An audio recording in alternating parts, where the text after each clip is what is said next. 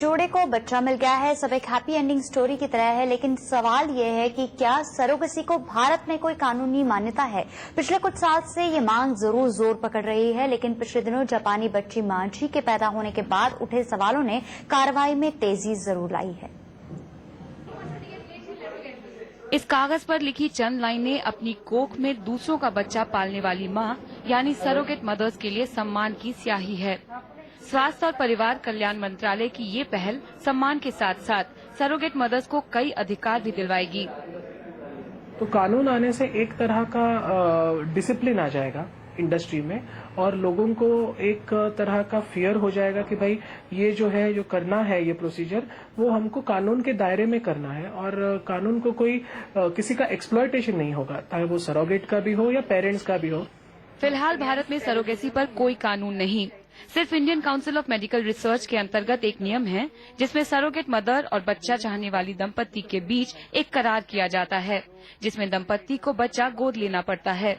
नए बिल का नाम assisted reproductive technology bill and rule 2008 है। इसके आने से सरोगेट मां को अपनी कोख का मोल तय करने का हक मिलेगा।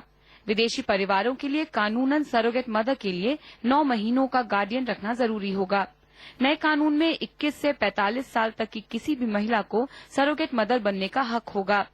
कुंवारी महिलाएं और पुरुषों के साथ साथ बिना शादी के साथ रहने वाले जोड़े भी सरोगेट मदर का सहारा ले सकेंगे। नए कानून के मुताबिक सरोगेट मदर की मदद लेने के बाद अगर बच्चे के माँ बाप अलग भी हो जाएं, तो भी बच्चों के कानूनी अधिकार सुरक्षित रहेंगे। हाँ, लेकिन कानून में समलैंगिकों के लिए कोई प्रावधान नहीं, जबकि कई समलैंगिक भी बच्चे के लिए सरोगेसी का जरिया अपनाते हैं। हम ये चाहेंगे अगर पिक्यूलियर इश्यूज जैसे हैं, जैसे गे कपल्स की इशू है, उसमें भी कोई अगर चर्चा किया जाए तो ये बहुत महत्वपूर्ण रहेगा। नए कानून के मुताबिक सरोगेट मदर की मदद लेने के बाद अगर बच्चे के माँ बाप अलग भी हो जाएं, तो भी बच्चों के कानूनी अधिकार सुरक्षित रहेंगे।